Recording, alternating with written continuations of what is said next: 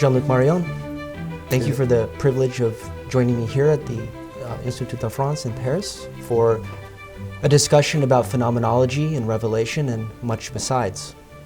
Shall we delve in? Yes, it is my pleasure to meet with you this time in Paris and not abroad.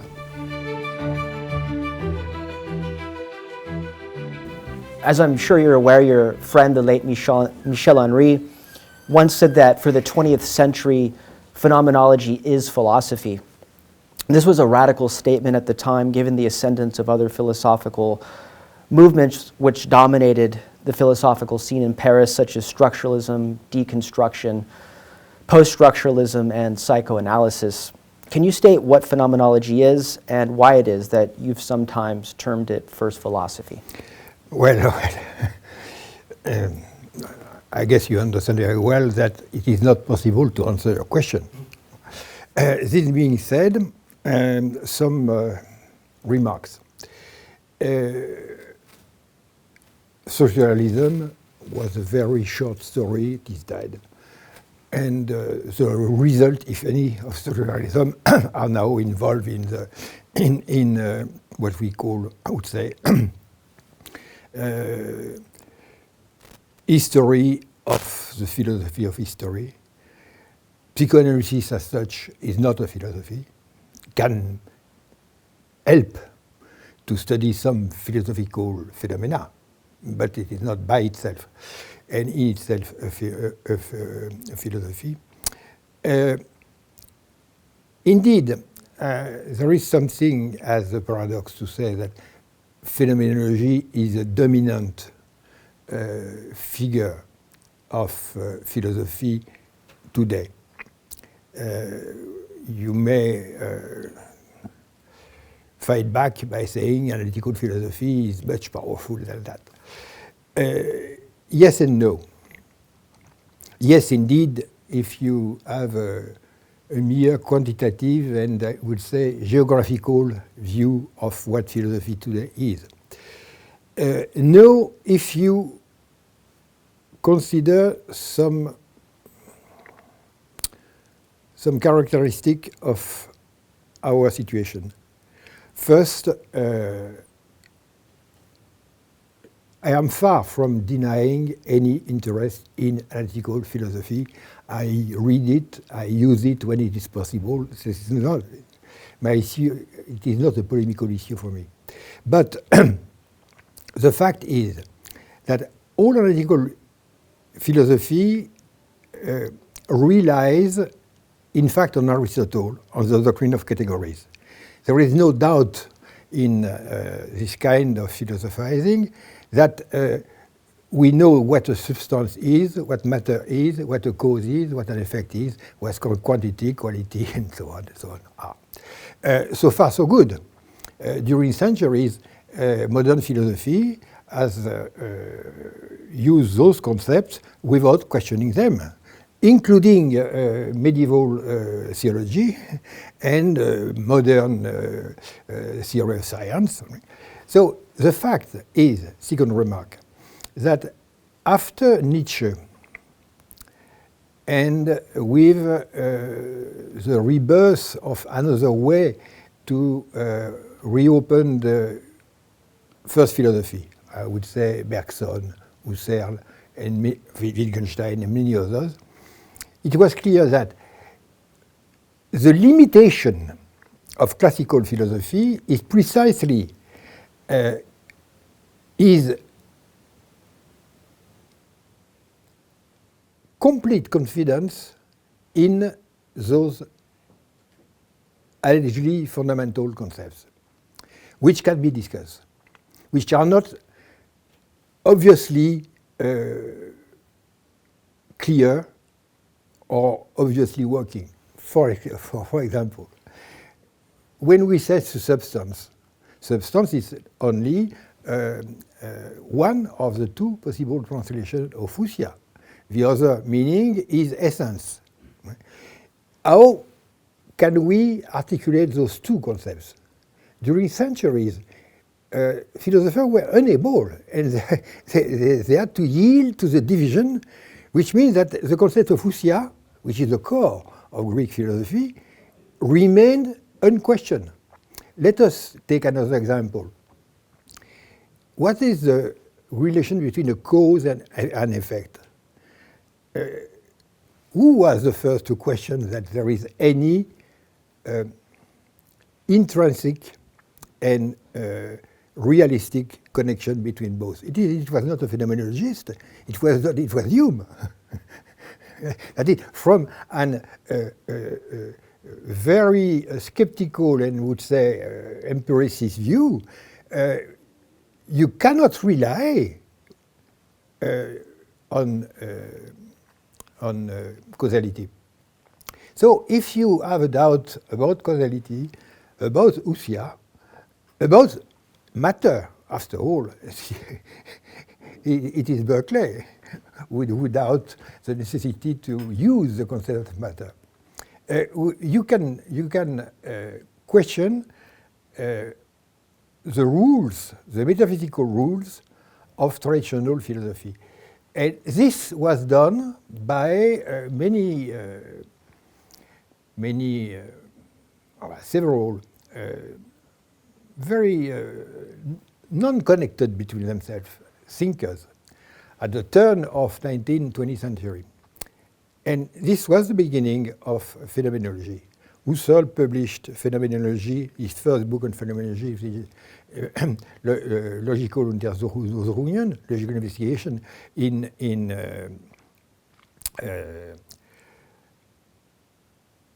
1901, same year of the Traumdeutung von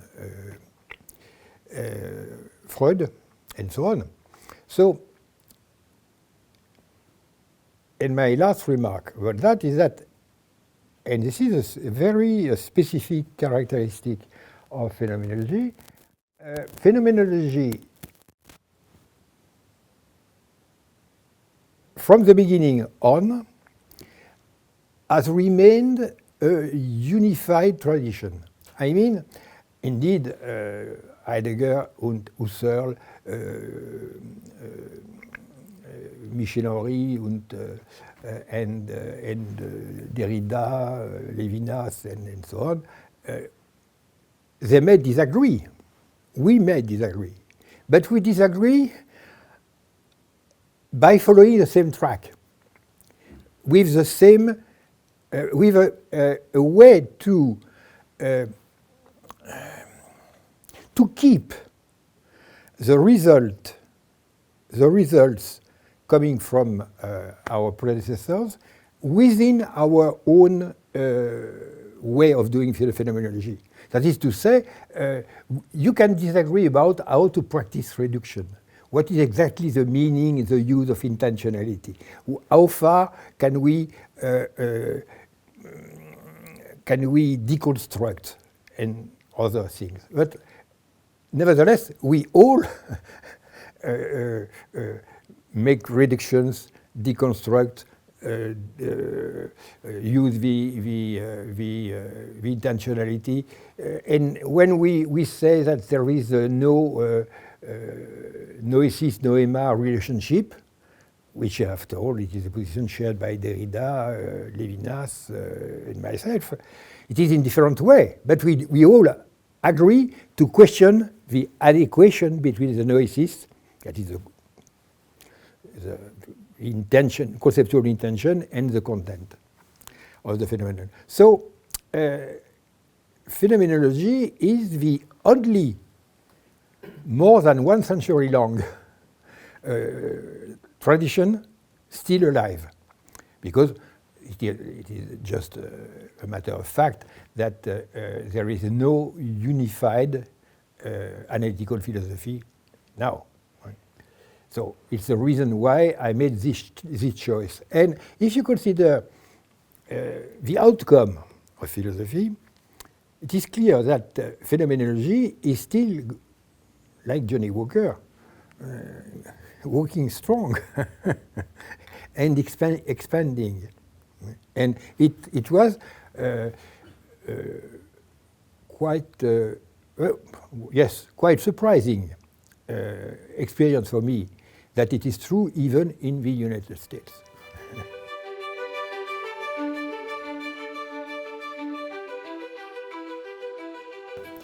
So as someone who has lived and taught in America at the University of Chicago, what do you think about the widely accepted division between analytic and continental philosophy? First, I taught in Chicago exactly the same stuff than in Paris or in Europe. I made no difference. I made no attempt to adapt or things like that. And it was the right choice because I was invited to do what I was able to do, not to imitate what other professors could do very well, perhaps far better. The second thing is that there is, at the highest level, a real community between philosophers and faculty members at the high level.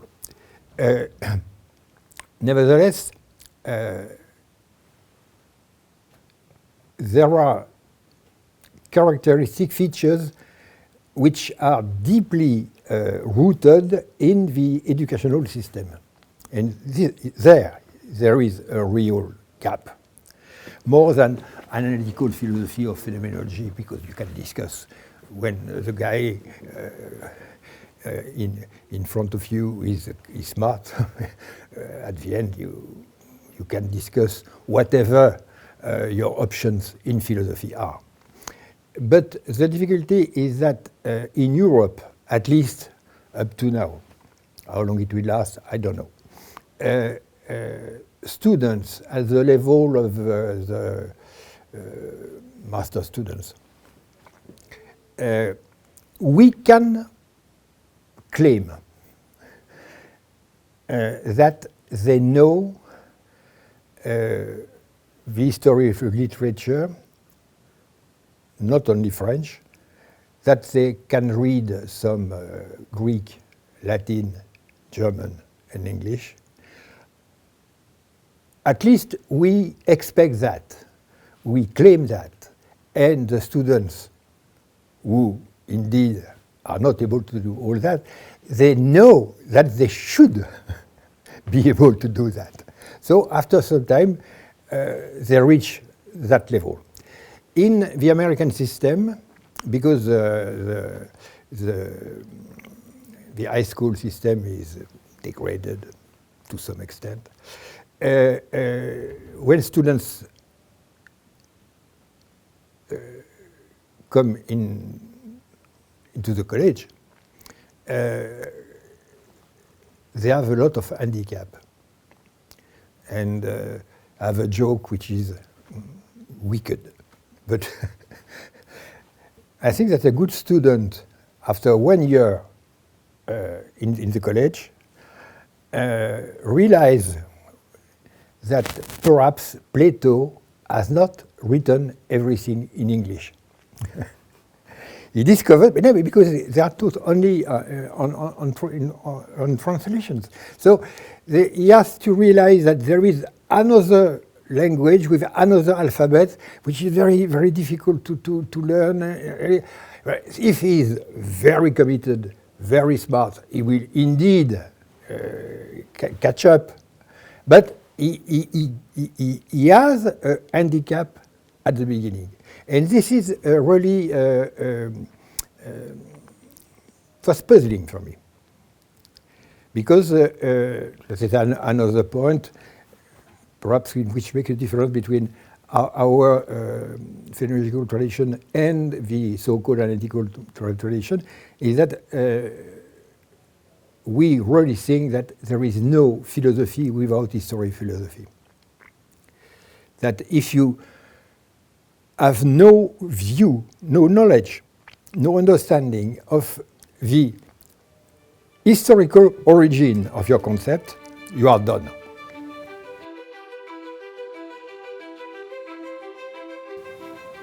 Descartes is a very important figure for phenomenology. all the phenomenologists have something to say about him. Could you explain Descartes' importance to the phenomenological tradition by saying something about how Husserl and Heidegger define their own phenomenological projects in relation to Descartes' thought? A preliminary statement. Descartes is crucial because all the great philosophers after him have made comments and remarks on him, with no exception. Not only the phenomenologists, but all of them.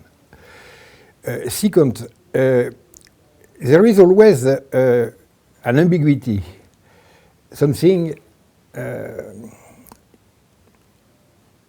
unclear about Descartes. Because on one side, Descartes is first to build up what the German used to call an Erkenntnis theory, to say philosophy is a way, a method for knowledge. And the achievement of philosophy is to make possible exact sciences. So the decay of philosophy is a triumph of philosophy because philosophy is the mother and the dead mother of positive sciences. So you have this way of interpreting Descartes, which is correct. But at the same moment, it is too partial because Descartes made, this is a very strange move, a double experience of truth.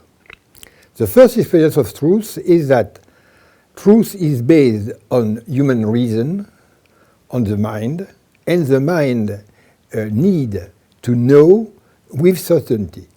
And to know with certainty implies that we know only an object. What is an object? An object is, I quote Descartes, is what in the experience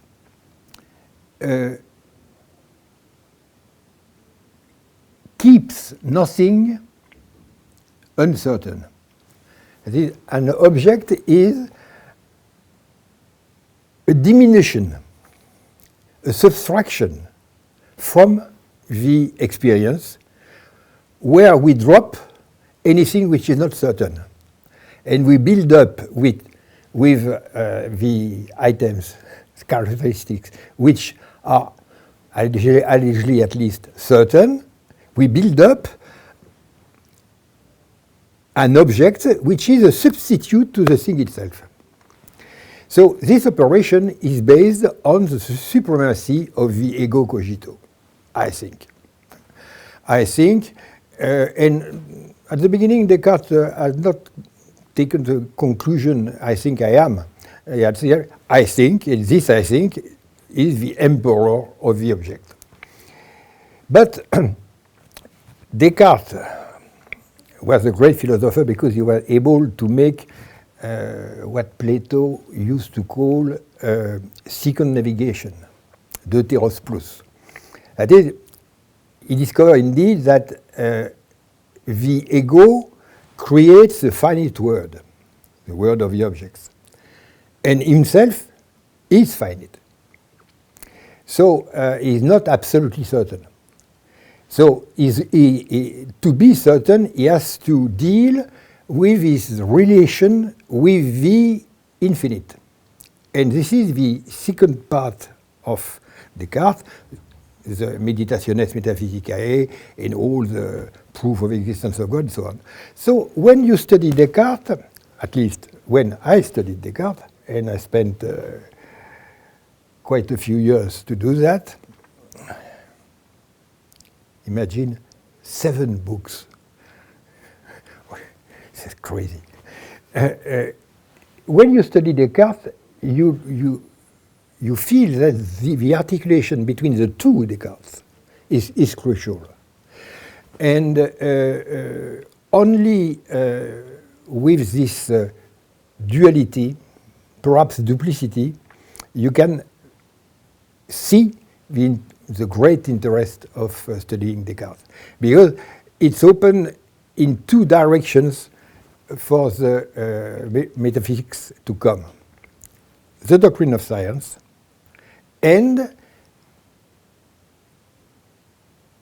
the issue of what a finite first principle could be.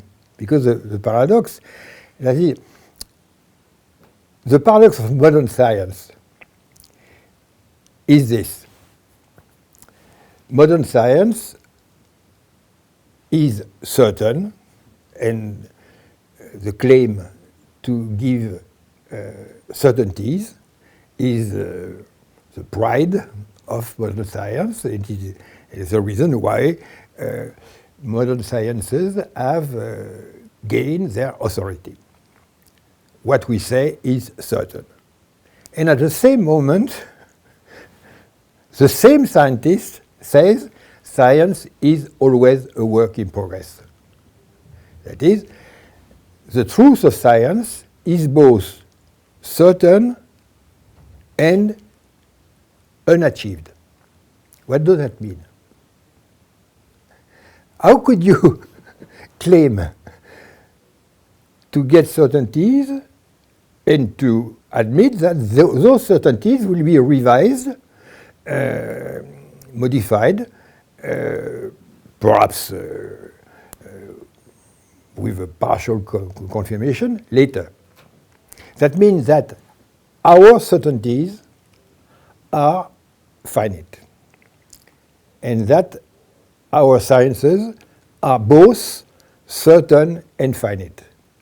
And this is the mere description of the crisis of rationality. Why is rationality in crisis? Simply because when we grasp a truth, it is an truth only for a moment. And so the nihilistic issue, true truth or fake news, is perhaps very old, in fact. It comes from the beginning of modern science, that is Descartes and his years. Simply, today we see that obviously, openly. So Descartes, the relation between Descartes and phenomenology, it is precisely this. Because the question of why do we get only certainties which are finite and for a moment was the last question of Husserl in the famous crisis of European sciences. So he started with the most well-received interpretation of Descartes. There is an ego, and this ego is able, by intentionality, reduction, to construct phenomena. But the fact is that those phenomena, and Husserl has had to admit that, are not identical to the things themselves. And the motto of phenomenology, back to the things themselves, is far above what classical phenomenology could achieve. So phenomenology has faced the how to say that, the crucial and deadly secret of classical metaphysics, facing what about the finitude of the first principle? What does that mean, to have a first principle finite? So this was the final question of Husserl. It's why he wrote about Descartes, trying to explain that he was far better than Descartes. And after that, Heidegger has done that the same way, because in Being and Time, Heidegger explains that the ego cogito should be upgraded, so to speak, to not only an epistemological role, but to an ontological dignity of the Dasein, which is in charge not of objectivity alone, but of the Sinn des Seins, the meaning of being. And by upgrading the ego cogito, he had to criticize the actual ego cogito by Descartes, but he had also to assume the starting point of Descartes. And Michel Henry has done that today, and Emmanuel Levinas has based a large part of his analysis of the ethical ego. That is, the ego has not an ontological or an epistemological qualification, he has an ethical qualification. How far this is a reprisal of Kant should be discussed. Anyway, but to do so, he is using the concept, the Cartesian concept of the idea of infinite. The idea of infinite is a privileged concept, phenomenon for Levinas. Why? Because in the idea of infinite,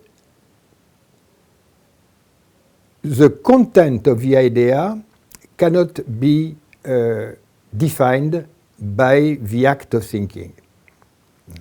So there is an excess of the content against the containing. And this inadequation is precisely the experience of finitude and infinity, and so on. So this is, in the case of Descartes, the idea of infinity was directly the qualification of God. But it was the qualification for Descartes of the ego too, because he says at the end of Meditation 3, this very surprising and bold conclusion. I have the idea of infinite earlier as the idea of myself. So we are all Cartesians. And I would say, and Wittgenstein was time to time a very good Cartesian as well. You know. So Derrida, indeed. You can, if a philosopher has no privileged relationship to Descartes, I doubt he's a good one.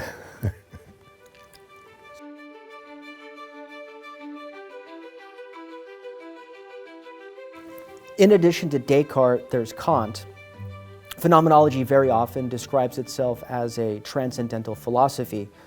Can you explain in what sense phenomenology is a post-Kantian philosophy? What does it borrow from Kant, and what are its significant differences from Kantianism? I would need some long hours of seminar to answer that kind of question. How to sum it up? First, Kant made a great point by admitting openly that the first principle, that philosophy is a doctrine, a theory of knowledge, and not a global ontology. By saying that, he has agreed openly, perhaps for the first time, that the finitude of the first principle was key. So he was Cartesian this way. The second great achievement was that he drew the conclusion that what is known is an object, and the object being known by a finite mind cannot exactly overlap with the thing in itself. All this is the consequences, but for the first time very openly understood, of the finitude of the ego.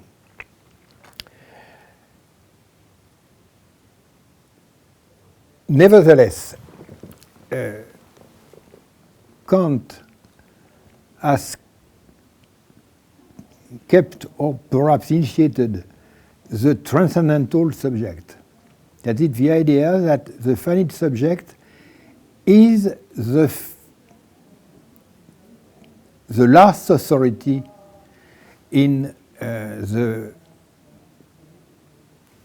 disclosure of the word.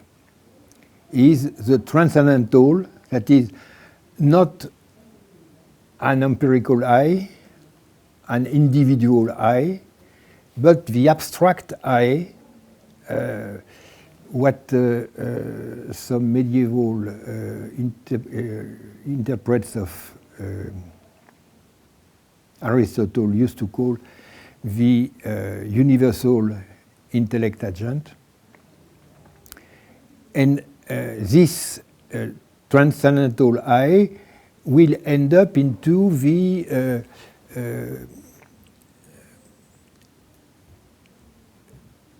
how to say that, the universal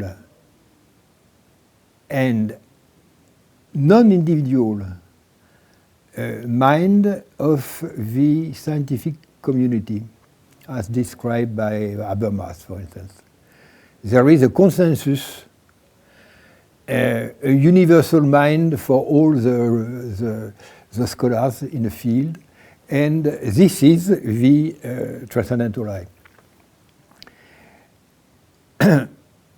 German idealism has followed that way, up to the extreme achievement by Hegel, and was criticized and destroyed by Nietzsche.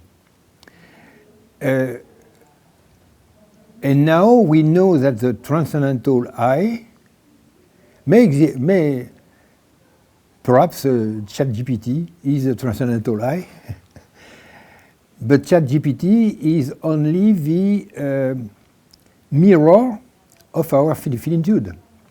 It is not the archetype mind. It is just a way to sum up what is already thought and can be organized together.